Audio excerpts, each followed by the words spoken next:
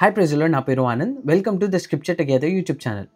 ఈరోజు మనము యాకోబు రాసిన పత్రిక 5వ అధ్యాయాన్ని కలిసి చదువుకుందాము. మీ దగ్గర బైబిల్స్ ఉన్నట్లయితే దయచేసి వాటిని తెరిచి చదవండి.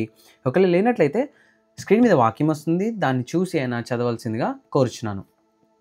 ఇదిగో ధనవంతులారా, మీ మీదికి వచ్చడి ఉపద్రవములను గూర్చి ప్రలాపించి ఏడ్వుడి.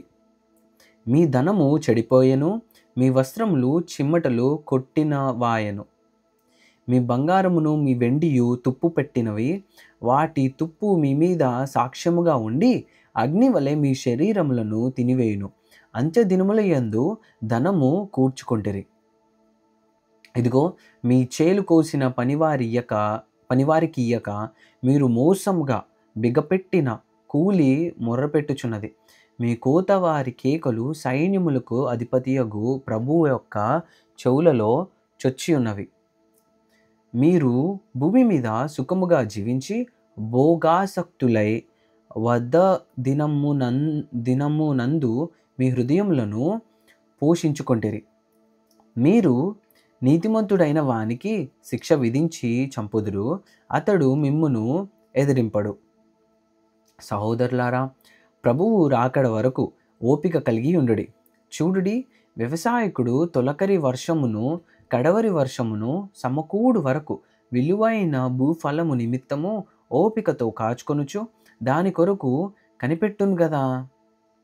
ప్రభువు రాక సమీపించుచున్నది గనుక మీరును ఓపిక కలిగి ఉండుడి, మీ హృదయములను స్థిరపరచుకొనడి.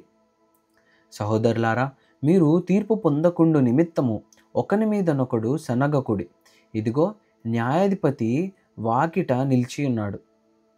నా సహోదరులారా, ప్రభు నామమున బోధించిన ప్రవక్తలను శ్రమానుభవమునకును ఓపికకును మాదిరిగా పెట్టుకొనుడి. సహించిన వారిని ధన్యులనుకొనుచున్నాము గదా. మీరు యోబు యొక్క సహనమును గూర్చి వింటిరి. ఆయన ఎంతో జాలియు కనికరమును గలవాడని మీరు తెలుసుకొని ఉన్నారు.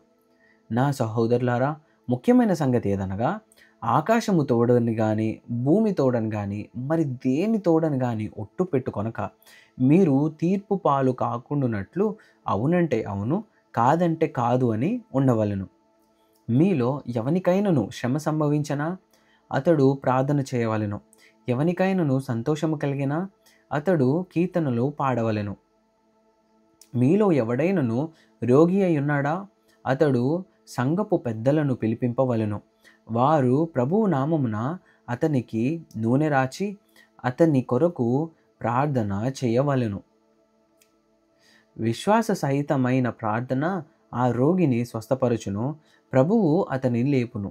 అతడు పాపములు చేసిన వాడైతే పాప క్షమాపణ నొందును. మీ పాపములను ఒకరితోనొకడు ఒప్పుకొనుడి. మీరు స్వస్థత పొందునట్లు ఒకని కొరకు ఒకడు ప్రార్థన చేయుడి. నీతిమంతుని విజ్ఞాపన మనపూర్వకమైనదై బహుబలము గలదై యుండును. ఏలియా మన వంటి స్వభావము గల మనుష్యుడే. వర్షింపకుండునట్లు అతడు ఆసక్తితో ప్రార్థన చేయగా 3.5 సంవత్సరముల వరకు భూమి మీద వర్షింపలేదు. అతడు మరలా ప్రార్థన చేయగా ఆకాశము వర్షమిచ్చెను, భూమి తన ఫలమిచ్చెను.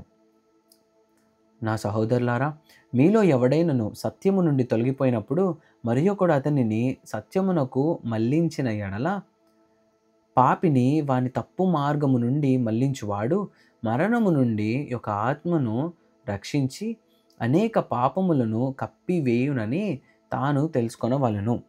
దేవుడిచ్చిన వాక్యము దీవించును గాక. ఆమెన్.